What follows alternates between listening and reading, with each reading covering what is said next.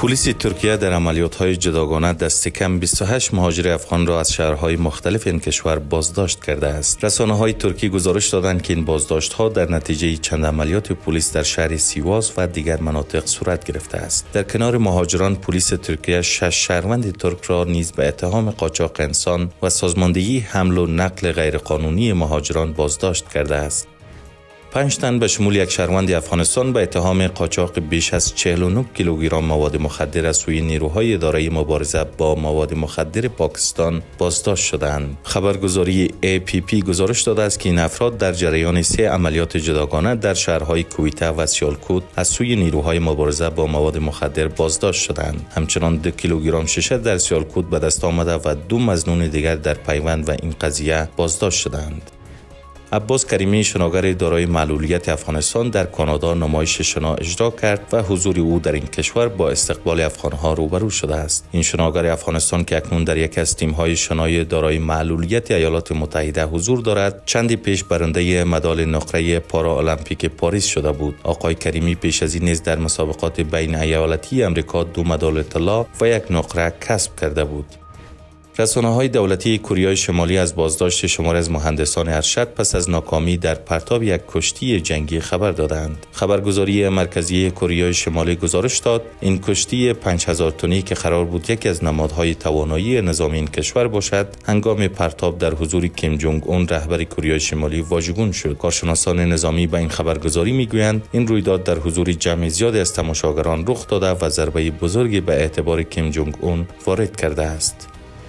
اداره دفاع مدنی غزه اعلام کرده است که در حمله هوایی اسرائیل بر یک خانه مسکونی در شهر خان یونس 9 کودک یک زوج فلسطینی جان باختند. سخنگوی دفاع مدنی غزه گفته که اجساد 9 کودک این زوج از زیر آوار بیرون کشیده شده که برخی از آنها سوخته بودند. رئیس عمومی وزارت صحت در غزه گفته است که این رویداد اندکی پس از آن رخ داده که پدر کودکان همسرش را به محل کارش رسانده بود.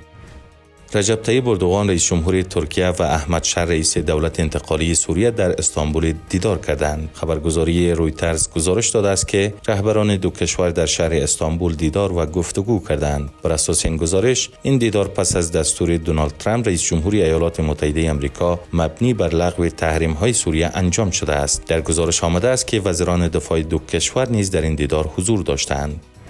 سپاه پاسداران ایران اعلام کرده در برابر هر گونه اقدام خصمانه آماده پاسخگویی است. سپاه پاسداران با انتشار بیانیه‌ای تاکید کرده که دست روی ماشه است و در صورت لزوم پاسخ قاطع و فراتر از تصور خواهد داد.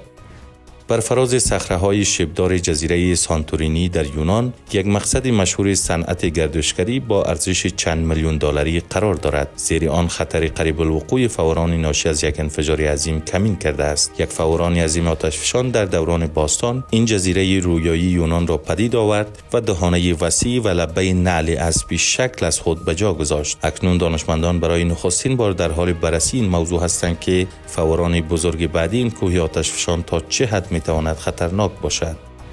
حکومت هند پس از نزدیک به 4 سال وقفه صدور ویزا برای شهروندان افغانستان را از سر گرفته است. با گزارش روزنامه هندو، این اقدام شامل چندین نوع ویزا از جمله ویزای تجاری، تحصیلی، پزشکی و ویزای ورود برای هنرمندان، ورزشکاران و سرمایه‌گذاران افغان می شود. بر اساس گزارش این رسانه هندی، روند صدور ویزا از هفته پایانی ماه اپریل آغاز شده است. دولت هند اما تاکنون در این باره به گونه رسمی چیزی نگفته است.